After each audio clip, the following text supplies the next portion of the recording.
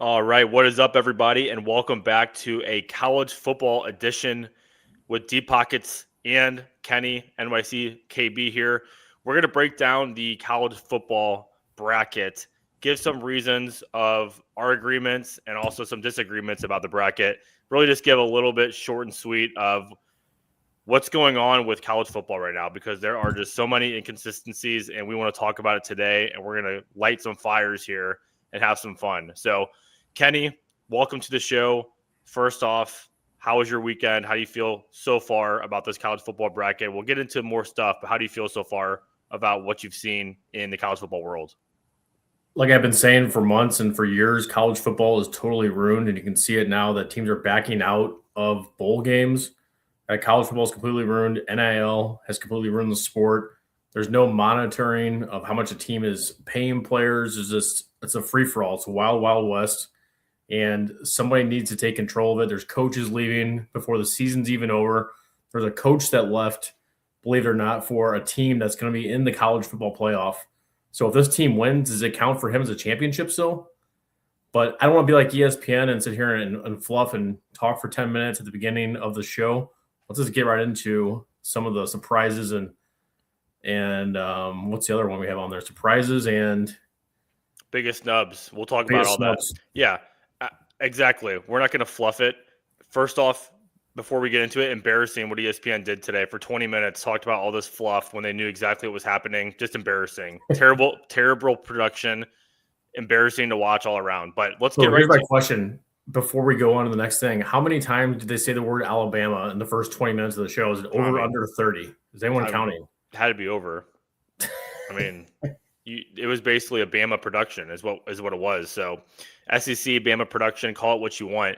However, people kept bringing in Saban to talk. Like I was like, what is this? Like, yeah, no, it's a joke.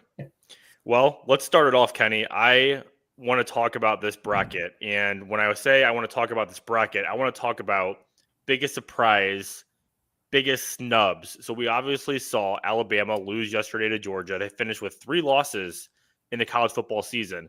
For any other team in any other conference, that's an automatic, you're out of here. But it's Alabama. They're a brand name, and they play in the SEC. So, you know what? Pat on the back. You played the game yesterday. They're in. Unbelievable. Terrible.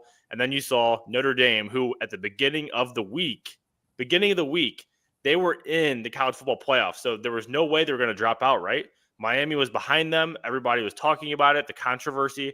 Miami had beat Notre Dame, yada, yada, yada. So many things happened. But, Kenny, I want to start with this. Should Alabama be in? And if so, why? Tell me why you think Alabama should be in or not. Give me your reason. There's no reason for them to be in. They've got 3 losses. There's no other team in the college football playoff that has 3 losses besides Alabama. And say what you want about the conference championship, but they lost the conference championship. They had another opportunity right there to win another game, and they didn't win.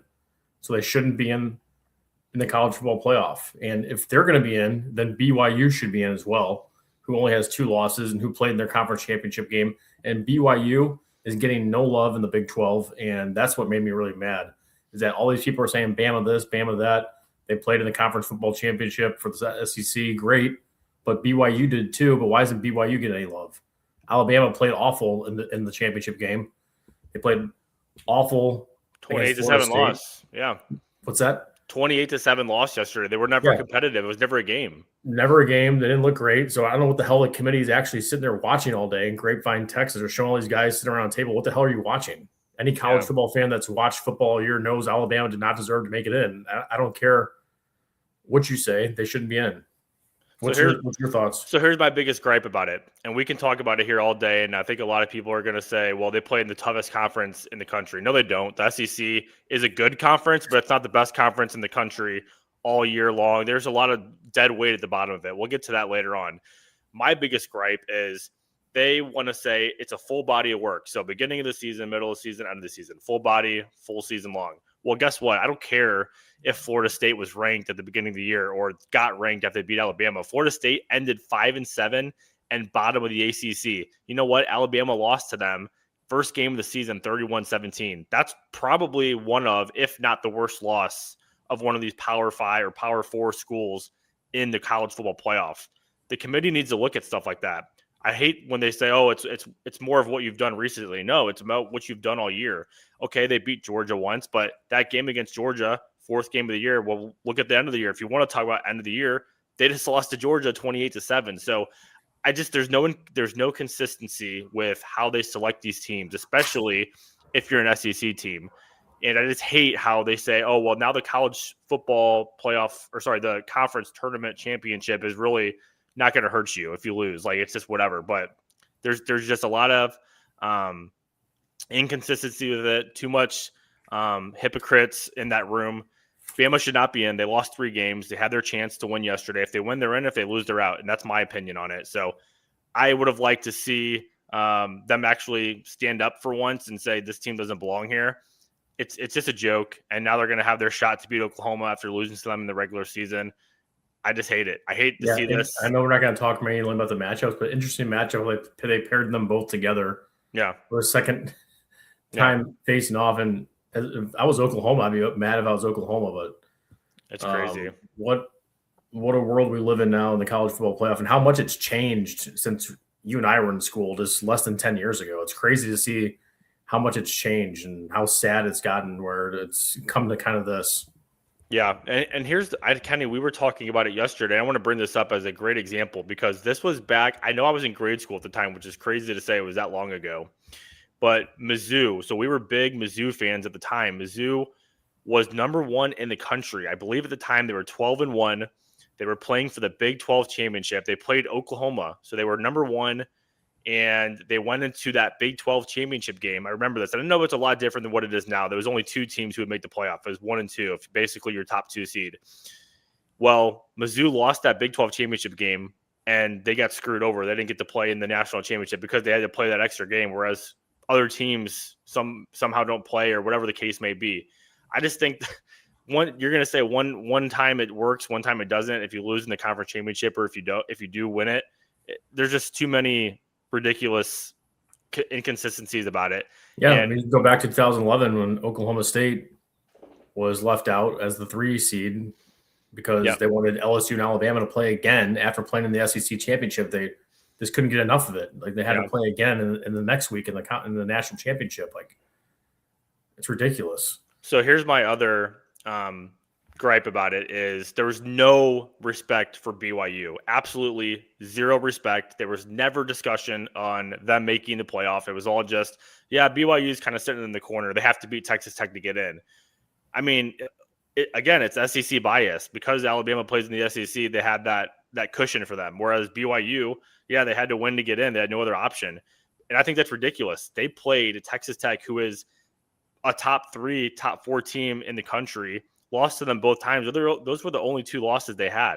2 losses. They got punished yesterday for not playing, whereas Miami gets in. I mean, we'll talk about the Miami Notre Dame saga, but a team like Miami didn't play yesterday, gets in over BYU. It's just it's crazy. No punishment for these teams other than Bama. So it's wild what happens. Yeah, I mean, what they need to do is go to a system where the playoff starts this weekend and the top 2 teams in your conference, they battle head to head. I don't know in what world a team like Miami isn't in the conference championship, but they're still in the playoff. It's just kind of weird that you're not even playing in your own conference championship. So those 2 teams that are battling out head to head in the top of the conference, it needs to be 1 versus 2. There's going to be no divisions. It's the top 2 teams in that versus each other in the conference championship. And that's where the playoff starts. So Alabama, Georgia, that would be the playoff. Alabama's knocked out. Yeah. So that leads me to my next point is Notre Dame and Miami. So I want to understand what you think about this because I still can't come across why it ever got to this point. But Notre Dame, so on the latest college football playoff rankings, Notre Dame was in. I think they were like an 8 or 9 seed. Not that it matters, but they were in. Miami was out. And so everybody's like, well, what the heck? Miami, Notre Dame, same records. Miami won the head-to-head. Okay, Miami should be in over Notre Dame then. That was on Tuesday. Today, we saw Miami in, Notre Dame out. Neither of them played this weekend. So what was the committee doing putting Notre Dame in, giving them this false hope that they were going to be in? And I'm not defending either team. I don't care if either team made it or not. But how do you put Notre Dame in on Tuesday and then out on Sunday when neither team played? Like, what changed in that time? Do you have any kind of reason why Miami would jump Notre Dame now after they were just saying Notre Dame's in the playoff on Tuesday when they came out with the latest bracket? I think it all goes back to the Alabama story. They're trying to make a team like Notre Dame commit to a conference. Notre Dame doesn't play in a conference. They're trying to respect all these teams that have played in a conference all year long and show Notre Dame, like, screw you, you're not in a conference. We're not going to give you any respect, basically. So take all your money and sit out the year, basically. So it's really a bad situation for Notre Dame to be in because they should definitely be in the college football playoff. Miami should be in the college football playoff. And they should have played each other again in the first round. That would have been a nice little first-round matchup to really prove it and see who does belong in the playoff. So that would have been nice to see. But Notre Dame, they belong in. Miami belongs in. They had 2 losses this year, one to Louisville and one to SMU. But I think Miami belongs in the college football playoff, and rightfully so. They should have been highly ranked before them because they beat Notre Dame. Yes, it was the first game of the season, but a head-to-head win is a win. Yep. And especially in football, you only get 12 games to play. If you beat that team, you're above them in the standings for the tiebreaker, so you have to be in. Yeah. No, it's crazy. There's absolutely no reason why it should have ever been that way on Tuesday when we came out with those rankings, and just a bunch of head scratching at all times. There's just never anything that you can trust with this committee. So that will take me to my next point. You can't ever trust this committee because there's so much bias with them. So we see 5 SEC teams in. Kenny, I don't know if I sent it to you, but it showed all the teams who were paid out. So basically, if you made the college football playoff, I believe your program makes like an automatic $4 million. And of course, the SEC was like up there with 20, I don't know the exact amount, $20 million, I guess, if 5 teams made it. So $20 million right there just for making the college football playoff from those 5 teams. And I mean, I could talk about this all day. Look, there's good SEC teams. I'm not going to totally crap on them because there are some good teams, but it gets way too much respect than it should. I mean, look at the standings, Kenny. I'm reading this out loud right now. Okay, Arkansas finished 0-8, bottom of the basement SEC team. South Carolina, hold on, guys. South Carolina was a top 10 team week 2 in the SEC. Why the hell were we giving South Carolina a top 10 ranking? And you know what? When teams play those teams early in the season, that's going to look good when they start beating them because they were a top 10 team. They're ranked win. How about another one? LSU, they were top 5 at the beginning of the season. I don't care if it all fell apart because of Brian Kelly being there. No, they were top 5 because that's what all these AP polls and all these college football rankings were saying. It's another overrated team. They finished 3-5 in the SEC. Florida 2-6. Auburn was ranked 2. Florida 2-6. They were ranked top 10, top 15. Auburn was in the rankings. Mississippi State, Auburn, South Carolina, Arkansas all finished with 1 win or less in the SEC this year. Florida with 2, Kentucky with 2. So Auburn, Mississippi State, South Carolina combined for 3 wins, and Arkansas 3 wins. 4 teams combined for 3 wins in the conference. So it's just it's held up because of these bottom teams, and then don't get me started about Mizzou. Don't get me started about Mizzou and Tennessee, who beat absolutely nobody but were ranked for most of the year. And they were ranked because, again, SEC bias. Mizzou started 6-0. Did anybody see their schedule? Their best win, honestly, this year was probably Kansas. Outside of that, they beat up all the bottom SEC teams. Of course, they're going to finish with 8 wins. Their schedule was a joke. And same with Tennessee. Tennessee had 0 good wins, all a bunch of bums, all bottom of the conference SEC wins. But of course, they were ranked. So, yeah, I'm just tired of hearing top to bottom, SEC is the best in the conference, and they just get held up because they play in it. No, it's not the best team in the conference. It's not the best conference of all time. Okay, there's other conferences with other teams out there who deserve more respect. So I'm just tired of it, and something needs to change too with the stupid bias that they have. That's my rant on the SEC. I mean, I'm just sick of seeing the rankings like that. Like, and that, Kenny, this is another thing we've always talked about. So why does the AP poll matter for the first 7 weeks, and then all of a sudden week 8 then we start getting the college football rankings? Why are they doing the college football rankings all season? Does that make sense? Because they count those wins at the beginning of the year. So that's what I'm saying. Why does the Big 12 just say we have 4 ranked teams at the beginning of the year in the top 10? Yeah, make it seem like they're so good, and then you get 3 ranked wins right at the beginning of the year. That's basically what the SEC does. They act like they sugarcoat all these SEC wins and make it seem like all these teams are so good. But Auburn's 1-7. And they're making it seem like Mizzou was playing them as a top 25 matchup back in the middle of the season. That's crazy. 1-7 Auburn is. Embarrassing. And they barely got by because Auburn's kicker missed 3 field goals that game. Yep. Don't want to remind you on that one. It looks like you had them. Oh, yeah. I remember that one, no doubt. Well, that takes me to the next one. Let's shift over to a team who deserves a lot more respect. And again, no one's talking about them because, one, they don't play in the SEC or the Big Ten, but they can play in the Big 12. They ran the Big 12 this year, and they covered every game, which is hard to do. And if you're a sports bettor, you know how hard it is to cover spreads. But especially with Texas Tech, I think you guys know where I'm getting at here. Texas Tech was just an animal this year. And what Joey McGuire's done at Texas Tech in his short time there has been incredible, what he's built there. And they took advantage of NIL, and that's what you have to do, I guess, at this stage of college football and NCAA. You have to take advantage of NIL, and they did it. And look where they are right now. They're a top 4 seed in the college football playoff, as they should be. And not getting enough respect, one, because they play in the Big 12, but two, I don't think anybody knows how good this defense really is. This defense, incredible. You don't usually see a Big 12 defense like this. Usually they're going to see, run and gun, 75, 60 kind of scores, especially Texas Tech, but they've got a really good defense. And this is a team who can make some noise in the in the college football playoff. Kenny, tell me what you know about Texas Tech and why you think they can do some damage in the college football playoff. Texas Tech has playmakers all around. If you look at their schedule, they've won games by 20 or more points, more than any team I feel like in the land. Every game they've gone to the road, they've won, and they've won single-handedly. So there's been no close calls for them. The only close call and loss they have is on the road at Arizona State when their starting quarterback was out. But they have depth at the running back position. They have depth at the wide receiver position, and they have a really stout defense that I'm really excited to see in the college football playoff because these guys, they show up, they play for each other.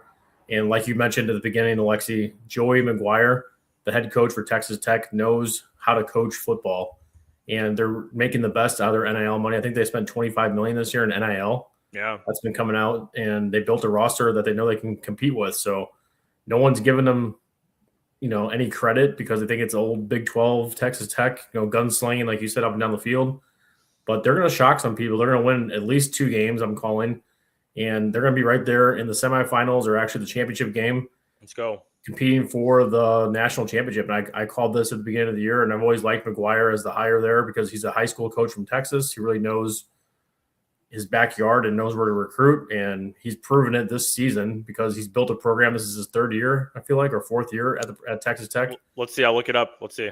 I don't even know exactly how many years he's the true coach of growth because he's taken over a team that was average and turned them into something great. So it's exciting to see, Texas Tech representing the Big 12, being a Big 12 fan, and knowing that I'm not just rooting for them because they're in the Big 12. I'm rooting for them because they're actually a good team. I've been watching them play. Yeah. And they run good schemes. They run good offense, and they're just smart. And that's the sign of a good coach.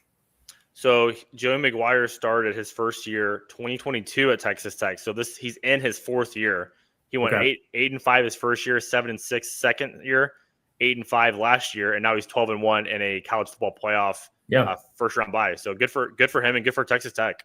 They've always had high expectations when he was there, especially the last few years. I know we've been talking about him. They kind of let people down the past 2 years, but this year they're legit. Like the expectations, they never left. They're still there.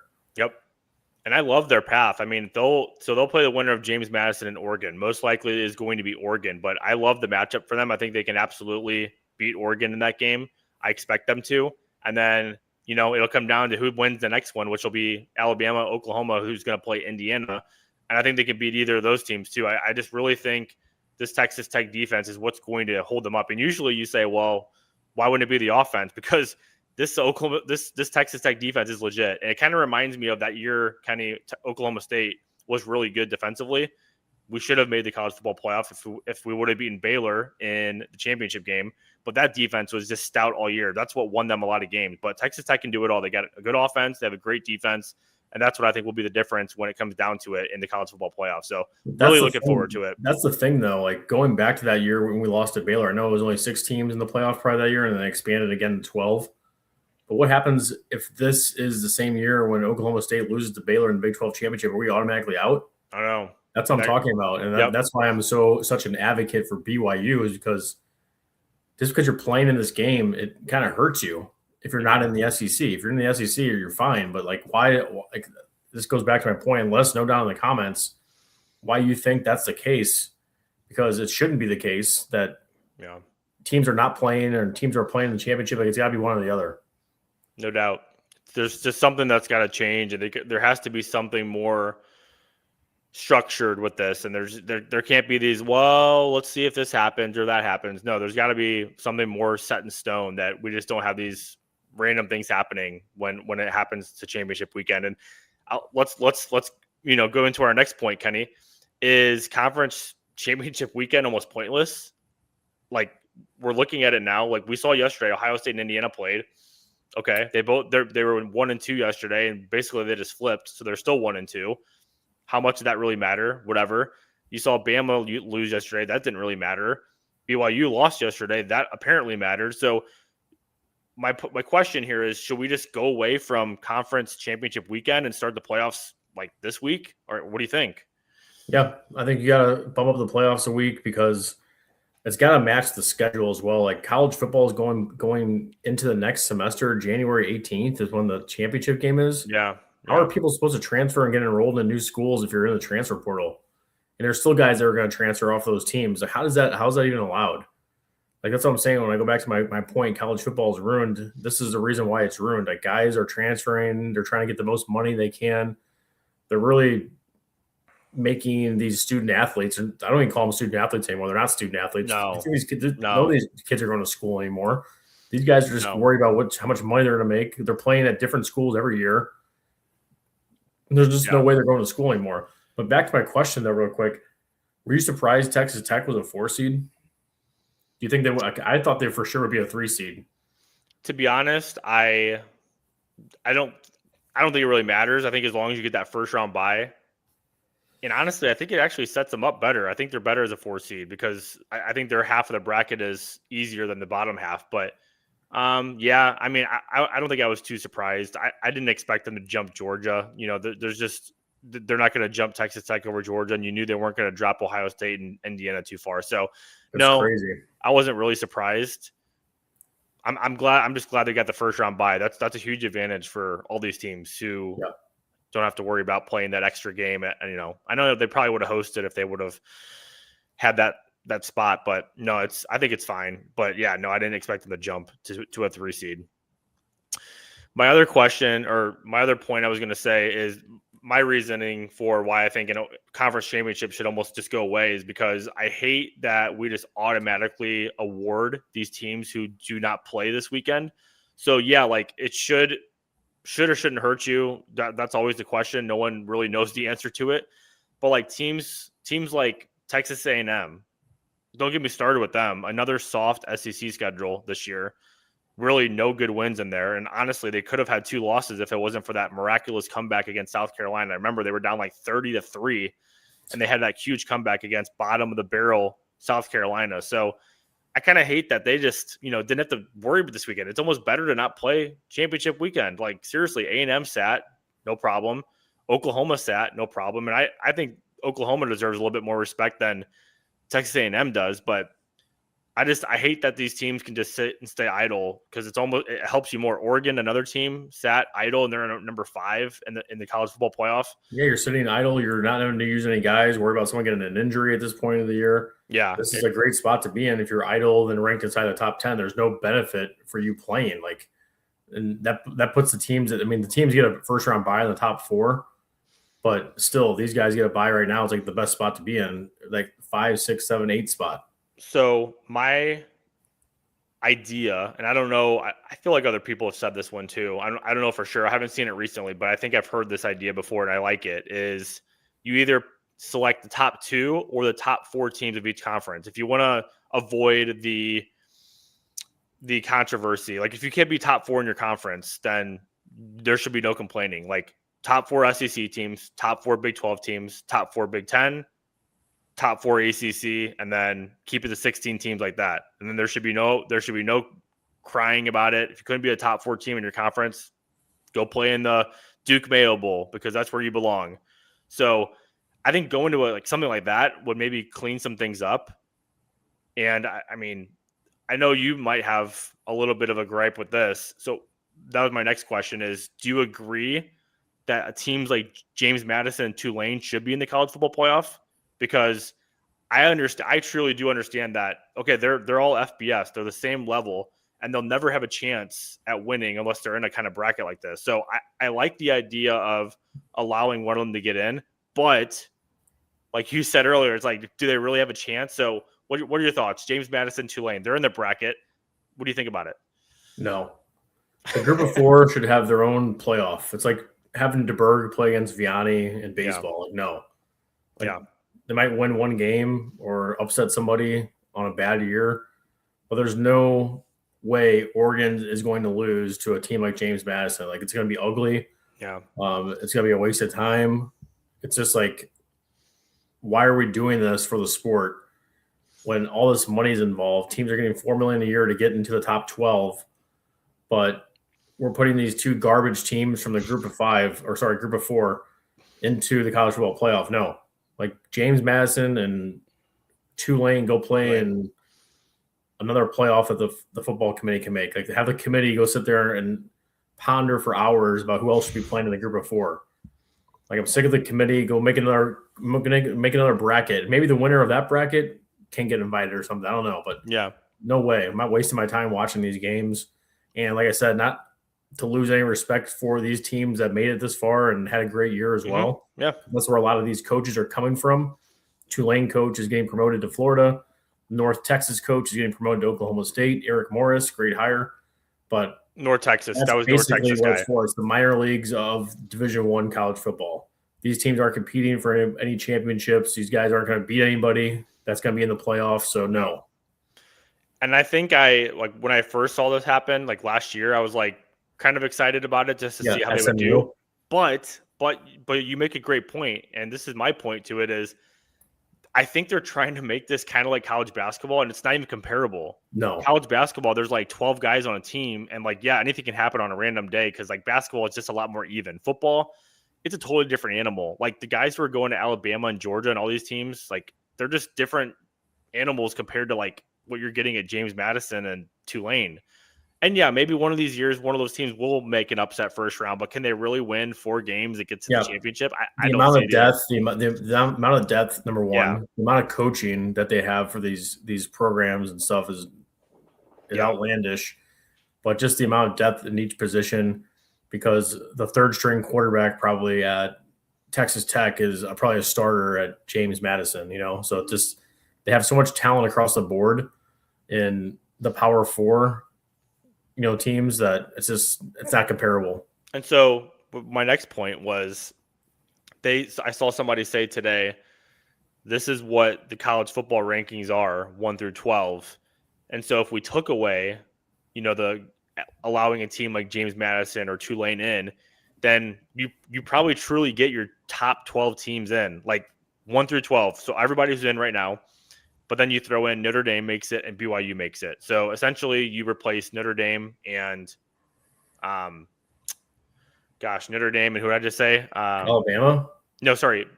BYU and Notre Dame in, James Madison, Tulane out, because truly ranking-wise, those two teams are 11 and 12 in the real rankings, whereas Tulane is 20 and James Madison, I believe, was like, I don't know. I guess they were top 20 as well. Time out real quick. Let me tell you this one. So, I'm not an SEC fan, but I'm going to vouch for another SEC team that should be in light of Alabama. So Alabama shouldn't even be in the playoff. I'm going to keep going off that.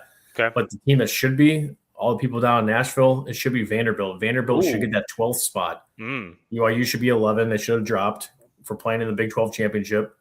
Number 10 should be Notre Dame, and number 9 should be Miami, or however way the rankings are. Yep. That's how it should be in those final spots. And Alabama should be on the outside looking in, number 13.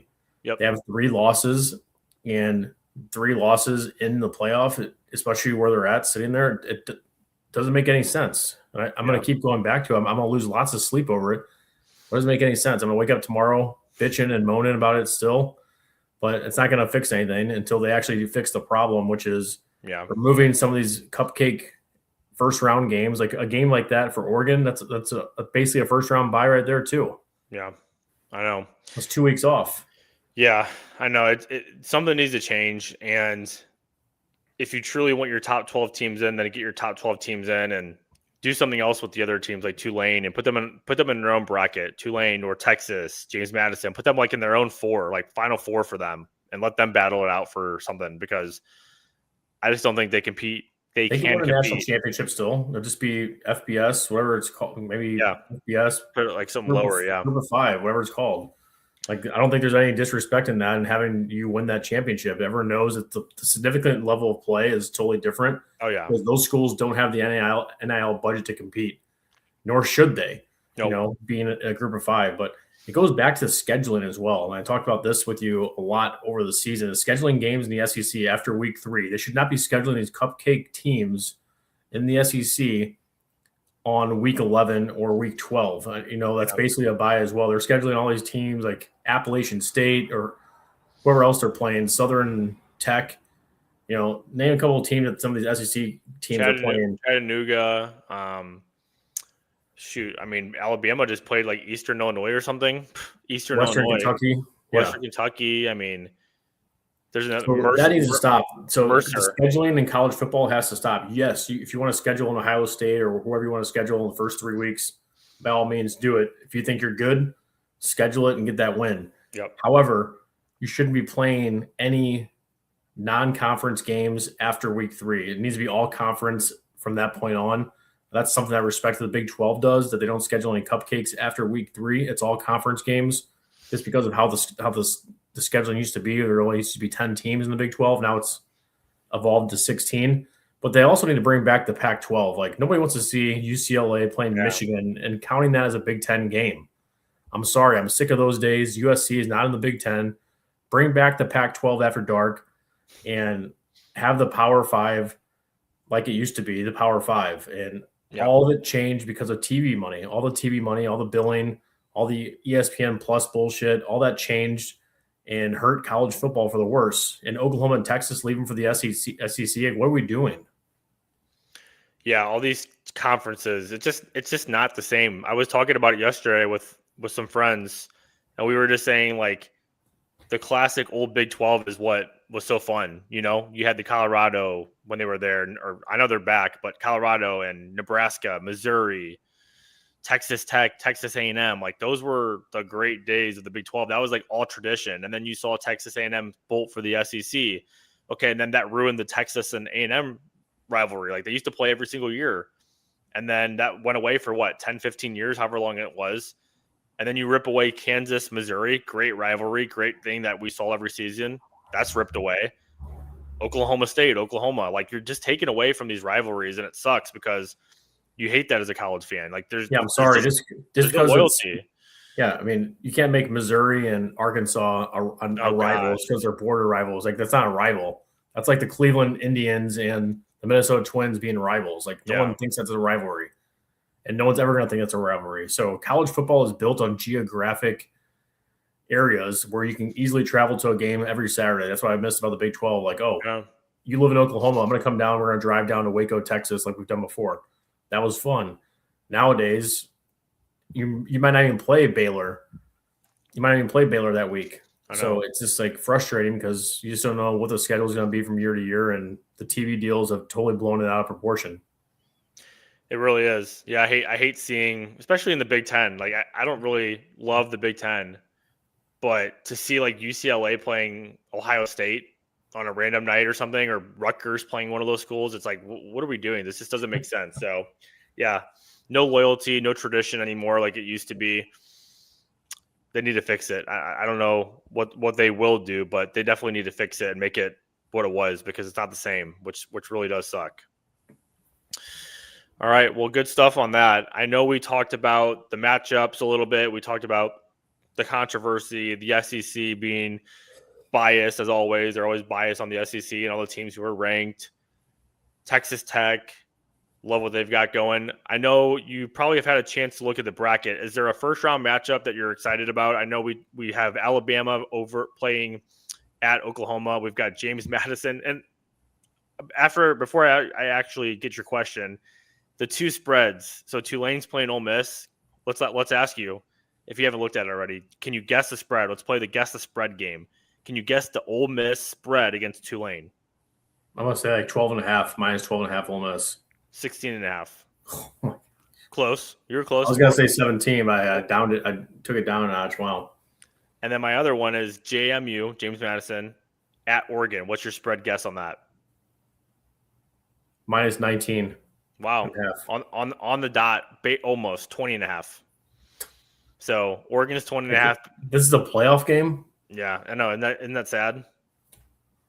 So the two most competitive games are going to be Bama, Oklahoma. That's a pick 'em right now, and then Miami and Texas A&M, which is A&M by 4 is the spread. So I guess of those two games, I mean that's what I'm saying. Like this first weekend probably will suck. Besides those two games, but of Bama, Oklahoma, and Miami A&M, which one are you more excited about? I mean, I'm excited for both games actually because I'm excited for Oklahoma to prove that they are actually legit. Saban was on there today bashing Oklahoma, saying that their inability to score I heard that. has made them a weak team. What are you talking about? This is coming from Nick Saban. I mean, I know this is all propaganda to get Alabama into the college football playoff, but this is one of the most elite defenses in college football that Oklahoma has. And I do not like Oklahoma. I'm an Oklahoma State fan. But if you're a college football fan, you know how special this Oklahoma defense is. And I hope they give it back to Alabama and beat them twice in the season and knock their asses back out, right back to Tuscaloosa where they belong. I would love that. I also despise this Oklahoma team being a rival.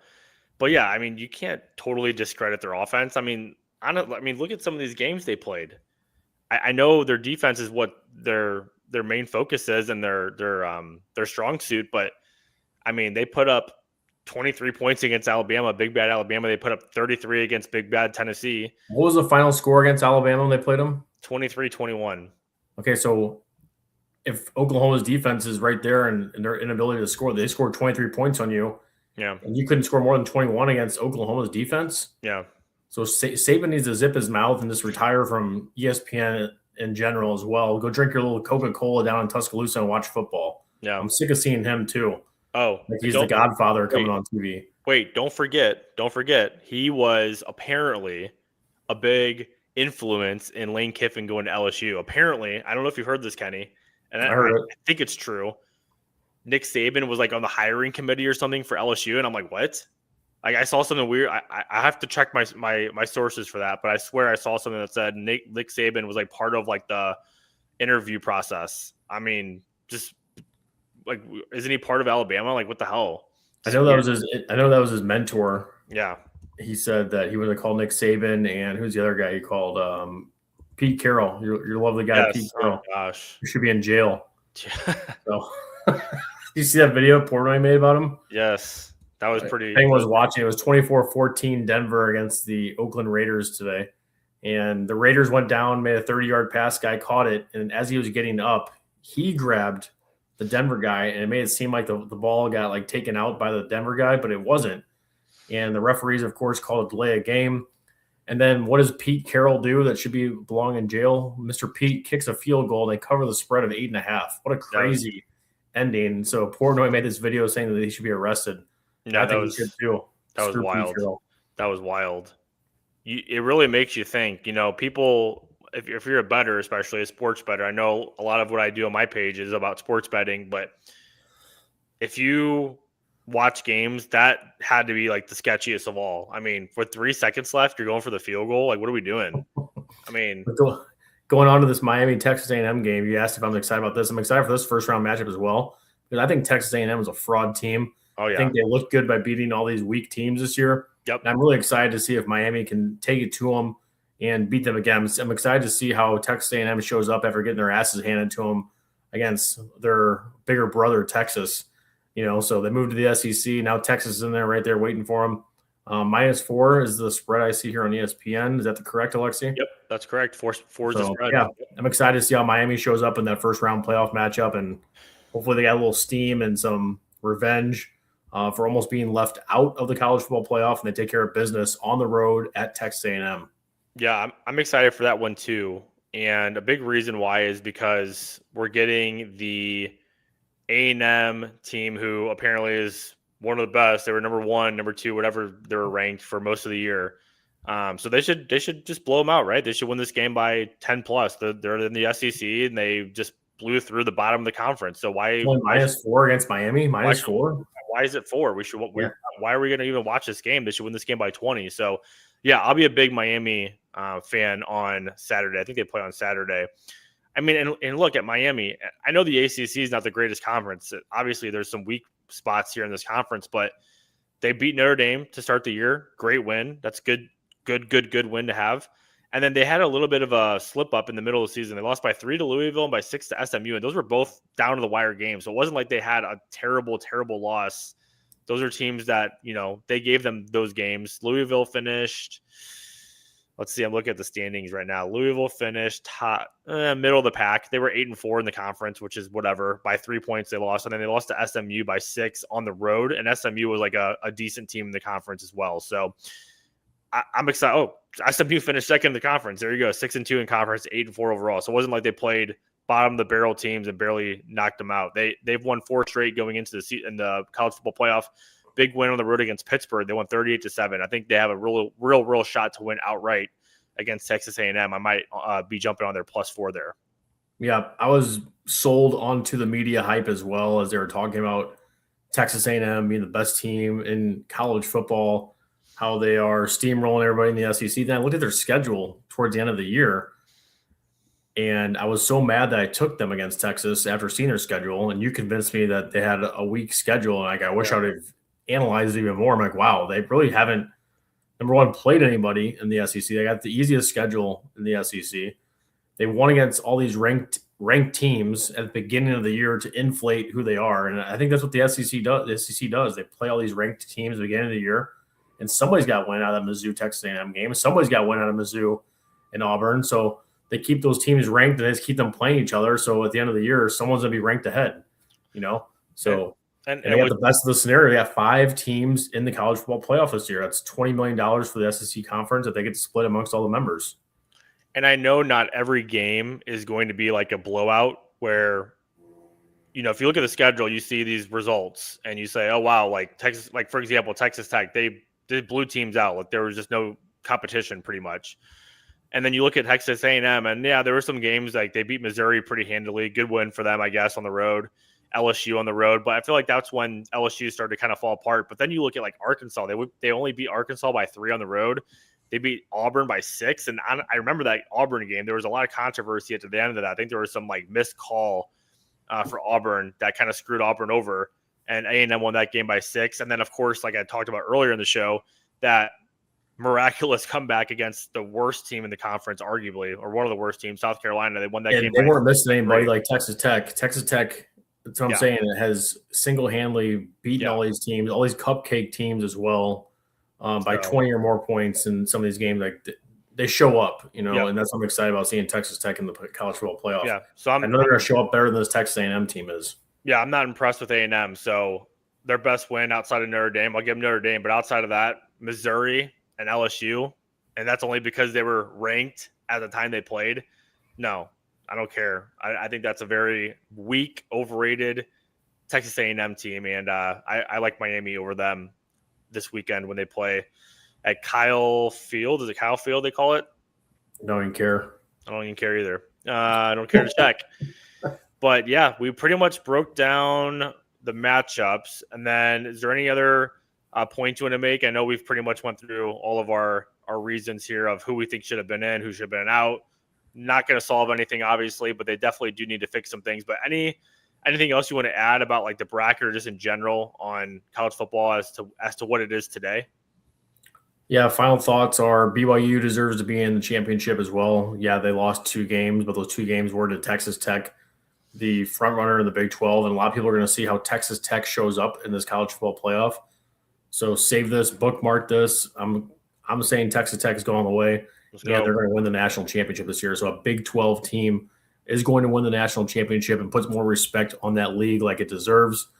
Hopefully going into next year, there's some kind of change for NIL and the monies that these schools are making, because it's really hurting a lot of teams that are out there. There is no fairness or equity like the salary cap in NFL. So there needs to be some kind of fairness where all these players' salaries are shown And it's just at the end of the day, it's ruined because of these TV deals. So I want to bring things back to the way it used to be, but I think we're far from that. And at this point, you just want to see a fair college football playoff, and teams like Alabama that have 3 losses not being allowed to be in the college football playoff. And if that was my team, if that was Oklahoma State, I wouldn't want us to be in the college football playoff with 3 No. losses. But I'll take it. I'm happy. It's like when you shoot the 3-pointer and you're like, no, terrible shot, and then it goes in. Yeah, okay, I'll take it. I'm happy. But at the end of the day, they don't deserve to be in the college football playoff. So sorry, Alabama. And I got to bring this up. I totally forgot about it. I didn't even mark it on my sheet, but this needs to be talked about really quick before we close it out. Another thing that needs to be fixed with college football is how they allow these guys to like transfer when they want, coaches to leave when they want. Yep. And obviously, I think you're going to know where I'm going here. How in the world can a guy like Lane Kiffin leave while his team's in the college football playoff? There should be no communication in the regular season with coaches and teams until absolutely the end of the season. And when the end of the season is national championship. So when the national championship's over, then open the offseason, because that's how it is for other sports, like especially in Major League Baseball. You don't see a baseball manager leave, like Aaron Boone. It's like Aaron Boone coaching the Yankees, and then all of a sudden Boston wants him. So Boston just come talk to him in September and then say, all right, well, the playoffs are starting. You're going to come to us now? It's like, what? So that just boggles my mind how Lane Kiffin, for one, could just leave his team like that when he's having this historic program. And, everyone's like, he's some changed man. Apparently he had some Netflix series, which I'll never watch in my life. I can give 2 shits about that. But apparently he had this Netflix series about how he's a changed man and all this stuff, yada, yada, yada. No, he's not. He's still a scam artist. He's still a loser. He's a good LSU. He's have all this pressure on him, and he'll be out of there in 6 to 7 years. 6 to 7 years, he will be out and not LSU anymore. And, just what a scam artist. How can you just quit on your guys and be talking behind their backs during the regular season? I don't care if he's going to make more money. I don't care if LSU is the better program. That's BS, and it's real scumbag crap. No respect for Lane Kiffin. I hope he's terrible at LSU. I hope they never win anything with him, because what he did to Ole Miss, and I don't care if Ole Miss is supposedly a stepping stone team. How about you grow some balls for once? So how about you go try to win at a school like Ole Miss and try to build a program there? None of these guys want to do it. They're all cowards. They all want to go. They have such big egos. They want to go play where the money is and have all this NIL money. They're all just soft. That's what they are. Just tired of it. Sick of these loser coaches. I could have said it perfectly. I think that's a great point to end it on. And the whole Lane Kiffin story is sketchy from the beginning. Do you know the story about him in college when he played at Fresno State? I don't know if I've heard that one. No. Wow. You have to look it up after this. Anyone that's watching, go fact check me. Okay. So who's the quarterback that used to play for the Oakland Raiders back in the day? David Carr. He went to Fresno State.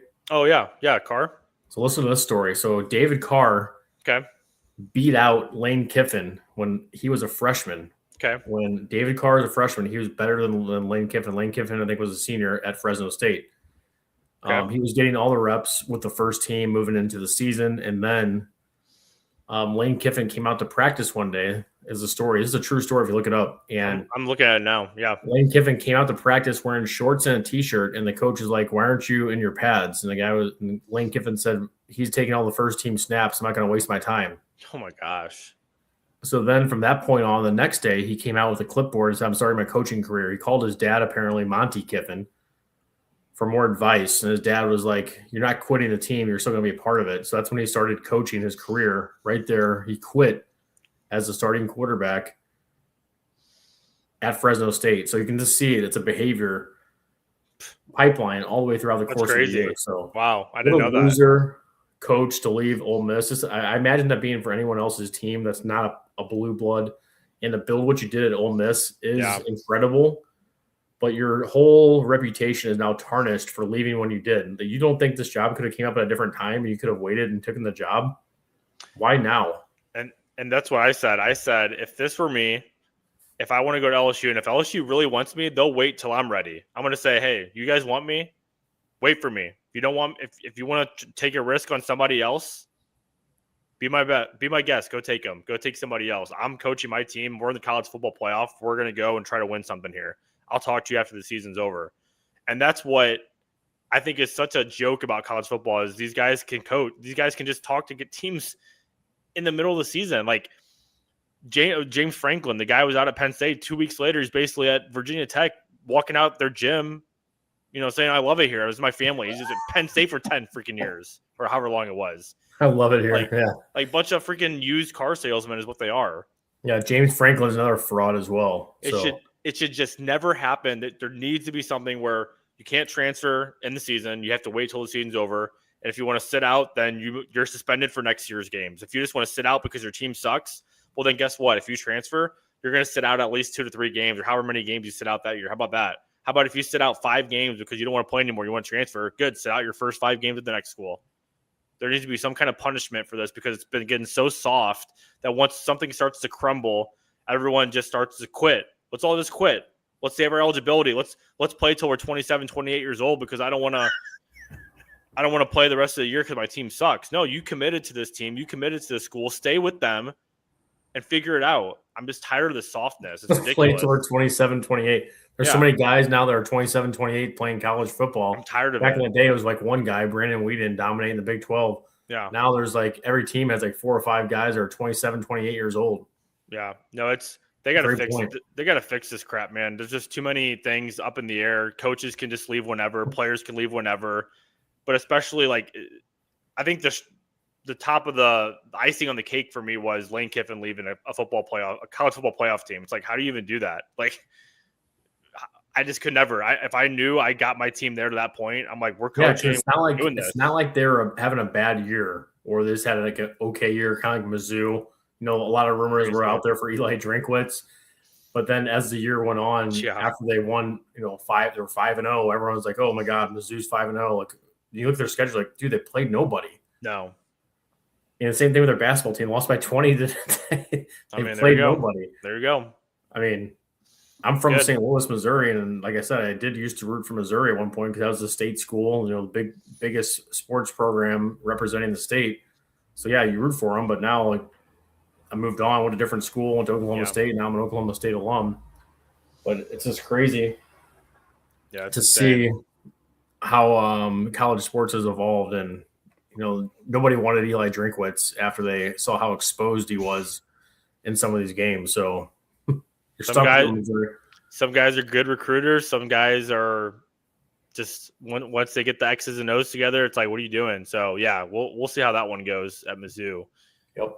But yeah, what a weird time it is in college football, and obviously, like, we love it. We want to watch games and have fun with it, but there's just so many things that make you want to pull your hair out, and it's like, how can you're basically $1 billion. I don't even know how much the college football and all that's worth, but essentially you're a freaking $1 billion company and you just still have all these stupid things happening. It's like, what are you doing? Figure it out.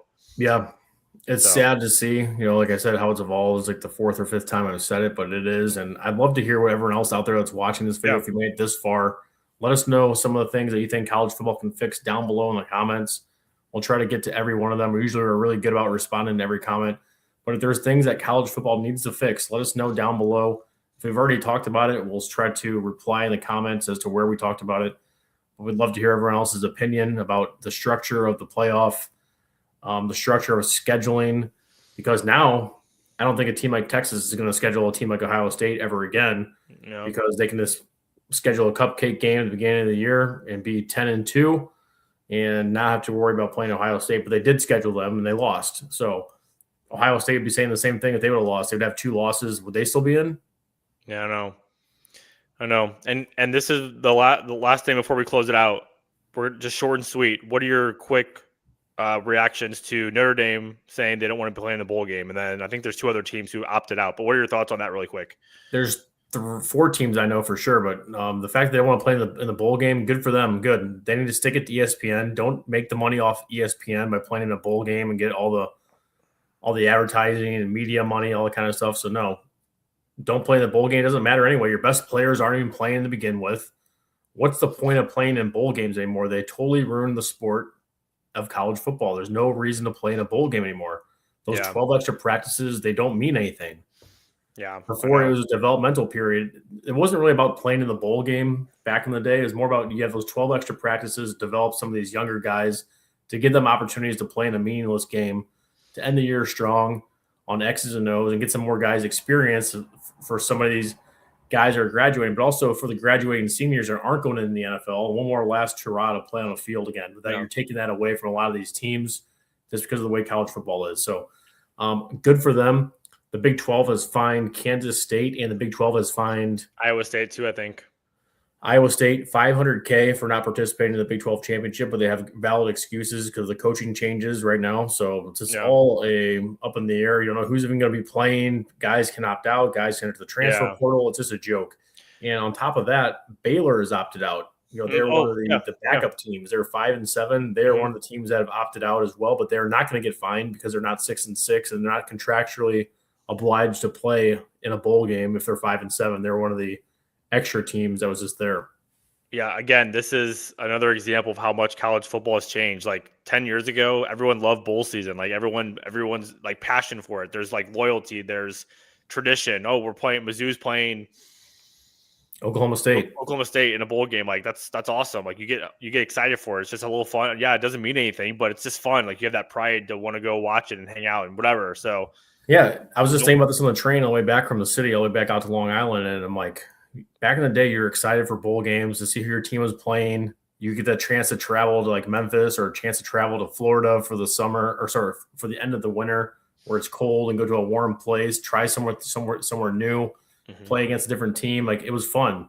It wasn't about, if you won or not. Like, yeah, it's always icing on the cake if you win a bowl game, but nobody really cares if you win a Pop-Tart Bowl. Nobody cares if you win the Cheez-It Bowl.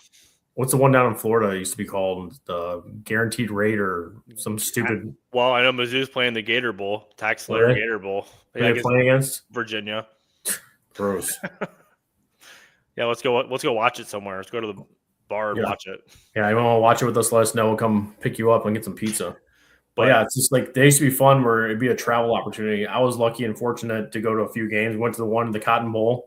Missouri, Oklahoma State. I went to Missouri, Oklahoma State when they played in the Liberty Bowl in Memphis. I went to 2 games they play each other, believe it or not. Yep. My lifetime. But I always tried to go to a bowl game, especially if it was close by and easy to get to. Again, geographic helps. Yeah. So that's my thing. Why don't they schedule these bullshit bowl games on the West Coast if your team is playing in the Midwest? Yeah. They Isn't don't. that weird? Isn't that weird? They don't. But they want to do the conferences like that. So they're totally messing up college football. That's the theme of the night. Yeah. But let us know how they can fix it down below. Or is college football totally done? Yeah. Let us know your thoughts. Let us know your thoughts in the comments. Let us know who should be in, who should have been out, and if you agree that Alabama should have been in, because I know there's a lot of controversy. I know we're going to probably get some SEC people here who will always defend that conference for whatever reason. But yeah, it is a weird, crazy time that we live in. But college football playoff starts next week. We have 2 good games, 2 probably crappy games, and then we should probably get some better matchups the following week. So I'm curious. I have one more question right here, and this question goes out to Dave Ross, Matt Pressler, and Mike Molnar. And any Mizzou fan by that means that's watching this. Any Mizzou fan out there, do you legit think that Alabama should be in the playoff? Let me know down below. All these SEC homers out there, do you legit believe that Alabama should be in the playoff? I know a lot of you guys probably don't like Alabama as well, but do you think they should be in? And what's your rationale down below? Like, I'm not hating you if you think they're in or don't think they're in. Yeah. But that's for my friends I know are for sure Mizzou fans. I'm just curious what you think, because these guys don't answer the group texts. They're worried about their DraftKings $50 free money. If it's real or fake, or if it's just DK cash. They don't even know what the hell's going on to begin with. But what do you think about Alabama? Let me know. I got to know. I've been waiting up all night. It's 12 o'clock here on the East Coast. Let me know. Yeah, and word of advice on anyone who bets on college football / bowl games, be careful, because you don't know who the heck's playing these games. The guys who opt out, I mean, you might have 3rd to 4th stringers and they're playing these games. So just be careful. Don't hammer a game because you think this guy's playing, because who freaking knows how long they're going to actually play that game. Yeah, it's like a turkey game at Webster Groves versus Kirkwood, JV football. Who knows who's playing? Exactly. So be careful. I'm definitely, and I usually like to bet on bowl games, but I'm probably going to not take any of these bum games. I mean, why waste my money on these games when the players, one, don't care, and it's just like a circus. So who knows? It's a lot of question marks around who's even going to be playing, and what the motivation is. I mean, who's actually motivated to play in some of these games? Some schools will be, some schools definitely will not be, and I don't want to try to guess who is and who isn't. So, but yeah, great time on here. Thanks for watching. We'll try to do this more. We'll try to do some more podcasts like this. I know this was a great topic to discuss with everything that just happened today, but we'll have more and plenty of other opportunities to come. We have NFL playoffs upcoming. We have college basketball season. College basketball season is in full swing with conference play starting soon. Shout out Oklahoma State, still undefeated. Nice win on the road against Grand Canyon on Saturday. Nice win. Grand Canyon's been a pretty good program over the last couple of years, but it sounds like Oklahoma State's starting to make some moves. So college basketball is here. We're going to talk more about that as we get along. But overall, we're here to talk sports, have some fun, and, of course, give a little bit of ranting, because you got to have some rants at times. And it may not be something that everyone always agrees with, but it's always just to have fun. And, hopefully people like that too. And you can disagree with us. No one has to agree with everything we say. We don't expect you to either. So, yeah, we're not sitting here trying to fight everybody in the comments, man. I will fight a couple people in the we chat. know you will. We know you will. Nothing's personal. It's all for fun. It's what gets the comments going and gets the people engaged and stuff like that. But we truly want to know what your thoughts are and if college football is fixable at this point. So thanks, everyone, if you listen this far, right at an hour. So thanks for watching, and have fun watching the playoffs this year. Hopefully there's some good games. Absolutely. Thanks for watching. Great episode. This video/live was presented to you by Kenny and Dr. Pepper and NYCKB. If you want a tour, go check out NYCKB on TikTok, Instagram, Twitter. He's all over there. Schedule your tour today. If you want to see New York City, he will give you a full-blown tour all around New York City, but also of all the rats running around the city with pizza in their mouth. You don't know what you're going to find next time you go with Kenny on a tour in New York. So follow him, NYCKB, on TikTok. Yeah, it's not just any tour, rat tours. So look it up online, Google Rat Daddy, and you'll find out more of all the different things that we're doing out there to keep the better people away from some of these dirty restaurants, because that's what we want to do. We want to make sure when you come to New York City that you're not getting food poisoning when you go to Madison Square Garden to watch your favorite college basketball team. So thanks for having me on the show. Great show tonight, and looking forward to a basketball show coming soon. Oh, yeah. We'll have some coming up. So thanks, everybody. Have a great night. And whenever you watch this, hope you have a great day as it goes.